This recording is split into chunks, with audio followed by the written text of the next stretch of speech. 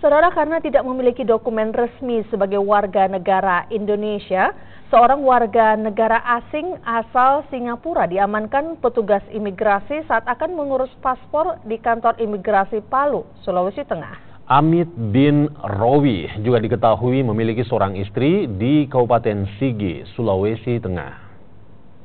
Amit bin Rowi, warga negara asing asal Singapura, ditangkap petugas imigrasi Kota Palu yang hendak mengurus paspor atau dokumen perjalanan Republik Indonesia.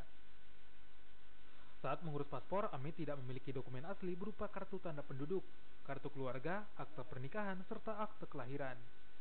Berawal dari kelengkapan dokumen asli tersebut, pihak imigrasi yang selanjutnya menelusuri identitas Amit akhirnya menemukan bahwa ia merupakan warga negara asing yang memiliki dokumen sebagai warga negara Singapura.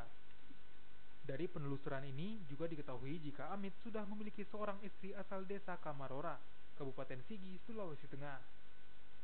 Dalam akte nikahnya, ia menikah pada 2012 lalu.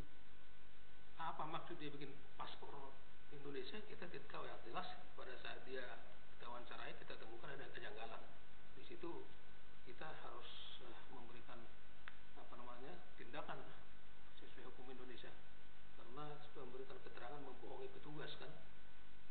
Pihak imigrasi kini telah melakukan penyelidikan ke beberapa pihak, termasuk pihak keluarga dan pihak Dinas Kependudukan dan Catatan Sipil Kabupaten Sigi. Amit pun sudah ditahan di rumah tahanan Maesa Palu sejak 5 Juli lalu dan akan mengikuti persidangan terhadap kasusnya.